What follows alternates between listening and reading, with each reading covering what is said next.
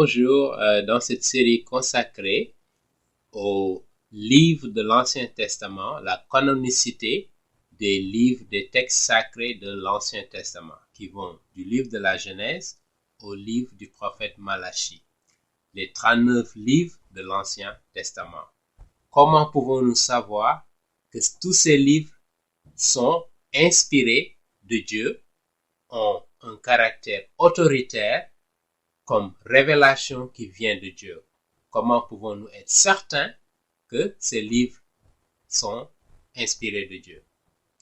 Est-ce que les livres que nous avons aujourd'hui, en 2021, de l'Ancien Testament, correspondent exactement aux livres qui ont été consacrés par Dieu comme étant des révélations de Dieu et qui se trouvent dans les textes de l'Ancien Testament? Donc, nous allons continuer après avoir évoqué la première raison concernant l'importance de la fonction de prophète qui pourrait justifier une personne donc qui est déclarée comme étant un prophète de Dieu, recevant des messages qui viennent de Dieu, ne pouvait pas être prise à la légère.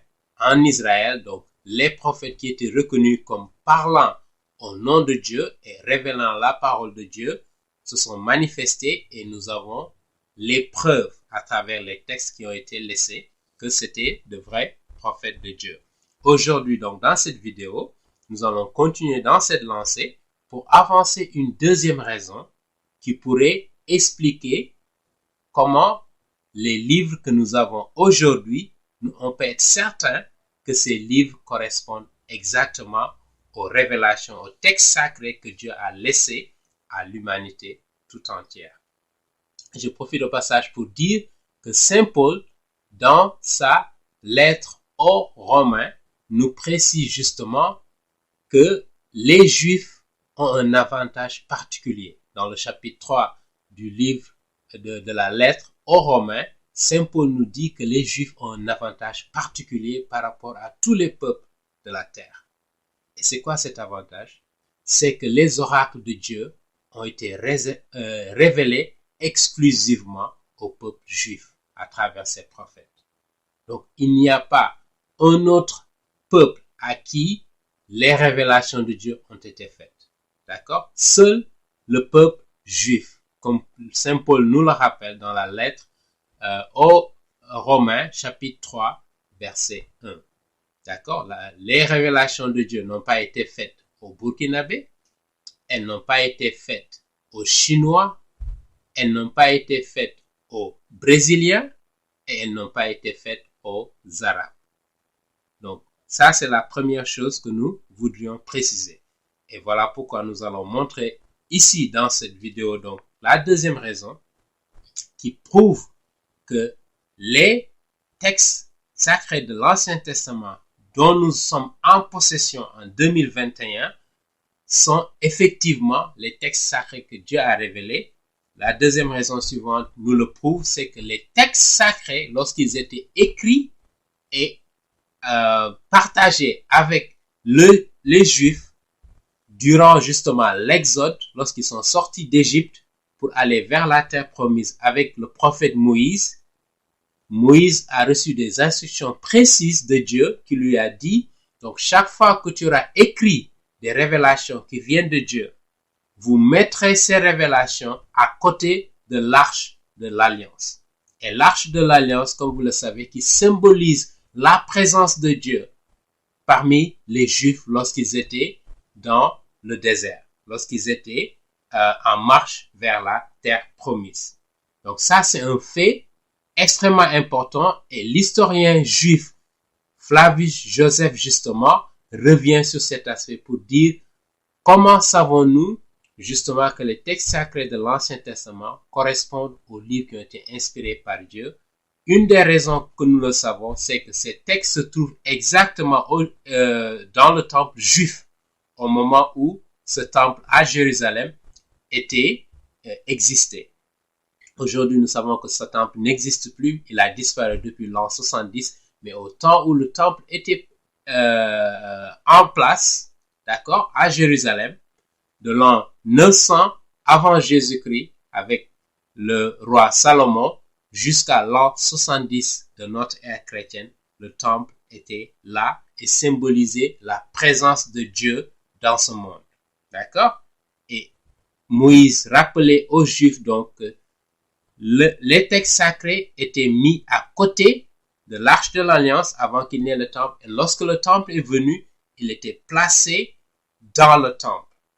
Donc tout Israélien, tout Juif qui habitait dans ces temps-là, à Jérusalem, en Israël, partout, savait où se trouve la parole de Dieu, où se trouvent les textes sacrés que Dieu a révélés. Donc Dieu s'assurait que des copies de ces textes se trouvent dans le temple, qui était un lieu sacré pour les Juifs. D'accord? Et toute l'histoire d'Israël nous donne l'illustration, la preuve effrayante, si vous voulez. D'accord? Donc, nous allons lire à partir de la Bible, donc dans le livre de Deutéronome au chapitre 31, verset 9 et verset 24 et 26. Voici ce que les textes nous disent et nous allons utiliser la version King James en français. Voici ce que cette version nous dit. Donc, ici, il s'agit de Josué, justement, à qui Dieu a annoncé qu'il va être le successeur de Moïse, parce que Moïse, justement, s'apprête à mourir, et c'est Josué qui va conduire le peuple israélien vers la terre promise. D'accord? Verset 9 nous dit, « Et Moïse écrivit cette loi, et la donna aux prêtres, les fils de Lévi, Lévi qui était un fils de Juda, d'Israël du moins, donc un frère de Juda, qui portait l'arche de l'alliance du Seigneur à tous les anciens d'Israël. » D'accord? Verset 24. « Et il arriva, lorsque Moïse eut achevé d'écrire les mots de cette loi dans un livre, jusqu'à ce qu'il soit achevé. » D'accord? Verset 25. « Que Moïse commanda aux Lévites, d'accord, qui avaient cette fonction principale de porter l'arche et en même temps de porter les textes sacrés. Donc, qui portaient l'arche de l'alliance du Seigneur 10 ans. Donc, il leur dit, verset 26, « Prenez ce livre de la loi et mettez-le sur le côté de l'arche de l'alliance du Seigneur votre Dieu, afin qu'il puisse être là comme témoin contre vous. » D'accord? Donc, si les Juifs voulaient savoir où se trouvent les textes sacrés que Dieu a révélés, tout ce qu'ils feraient, c'est aller à côté de l'arche de l'alliance pour voir, pour avoir la confirmation. D'accord? Verset 27 nous dit, « Car je connais la rébellion des Juifs et ton coup obstiné. Voici, pendant que je suis encore aujourd'hui vivant avec vous, » Moïse donc qui leur parle, qui dit que justement c'est des rebelles, ils ne suivent pas les commandements de Dieu, etc., etc. Plusieurs fois Dieu est revenu pour leur rappeler de suivre le commandement, mais ils s'obstinent.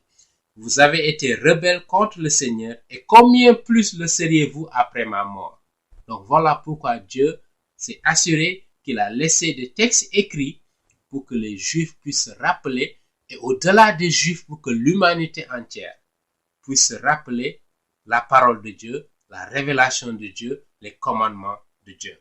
D'accord? Ça, c'est le premier verset qui prouve justement qu'on peut être certain que voici les textes sacrés que Dieu a révélés. Parce que ça se trouvait dans le temple de Jérusalem, ou bien ça se trouvait avant que les Juifs n'arrivent dans la terre promise, avec l'arche de l'alliance, que eux-mêmes ils emportaient lorsqu'ils se déplaçaient dans l'Exode. D'accord? La deuxième référence, justement, c'est le deuxième livre des rois, au chapitre 22, et nous allons lire du verset 8 au verset 13. Et nous allons utiliser la version King James en français. Et voici ce qui est dit. Donc, verset 8, « Et Hilkia, le grand prêtre, dit à Shaphan, le scribe. » D'accord? Donc, scribe, c'est celui qui écrivait les textes sacrés et qui les copiait également. D'accord? Donc, j'ai trouvé, donc, Hilkia, le grand prêtre, lui dit, j'ai trouvé le livre de la loi dans la maison du Seigneur, pour parler du temple. Et Hilkia donna le livre à Shaphan et il le lut. Donc là, nous avons un livre de la loi du Seigneur dans le temple qui a été perdu quelque part et ils ont retrouvé ce livre-là à un moment. Et ça, c'était justement au temps du prophète Josias. Josias qui était un bon roi qui suivait les commandements de Dieu, qui était pieux, qui a entraîné d'ailleurs une réforme spirituelle en Israël. Et Daniel le prophète est né durant cette réforme spirituelle. Voilà pourquoi il était un homme pieux qui, même lorsqu'il a été déporté à Babylone, continue à suivre les commandements de Dieu. Il avait la crainte de Dieu. Voilà pourquoi Dieu lui a révélé beaucoup de choses et nous reviendrons là-dessus. Verset 9, et Shaphan, le scribe, vint vers le roi, donc le roi Josias, et rapporta la chose au roi et dit, tes serviteurs ont amassé l'argent qui a été trouvé dans la maison, dans le temple, et l'ont délivré en la main de ceux qui font l'ouvrage, qui supervisent la maison du Seigneur. Donc, ils faisaient des rénovations dans le temple. Verset 10, et Shaphan, le scribe, montra au roi disant, Hilkia, le prêtre, m'a donné un livre. Et Shaphan le lut devant le roi. Donc, il lut le livre qu'ils ont retrouvé dans le temple lorsqu'ils faisaient les rénovations. Verset 11, et il arriva que lorsque le roi eut entendu les paroles du livre de la loi, il déchira ses vêtements. D'accord? Verset 12, et le roi commanda à Hilkia, le prêtre, et à Ahikam, le fils de Shaphan, et à Akbor, le fils de Mikaïa, et à Shaphan, le scribe, et à Asahia, serviteur du roi, disant, verset 13, allez consulter le Seigneur pour moi, et pour le peuple, et pour tout Juda, donc le royaume de Juda au sud, concernant les paroles de ce livre qui a été trouvé. Car grande est la colère du Seigneur qui s'est allumée contre vous parce que nos pères n'ont pas écouté les paroles de ce livre pour faire selon tout ce qui y est écrit à notre sujet. Donc, pour dire combien la parole de Dieu était importante. Et il était important de savoir, lorsqu'on retrouve des textes, que ça correspond exactement aux révélations de Dieu. D'accord?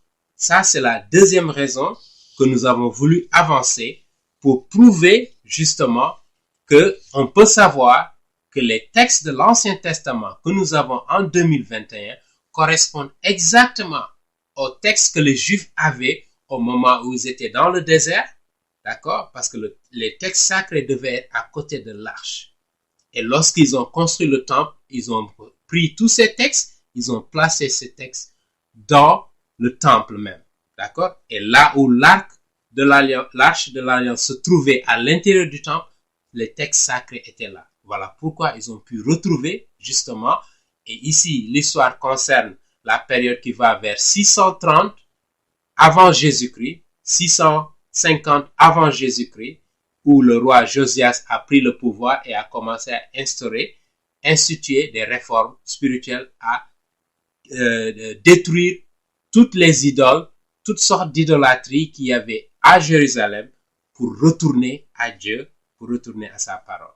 D'accord? Et encore une fois, comme nous l'avions dit dans la vidéo précédente, les textes de Qumran, les manuscrits de Qumran de la mer morte qui ont été découverts 200 ans avant la naissance de Jésus-Christ, c'est exactement ces mêmes textes que nous avons aujourd'hui de l'Ancien Testament.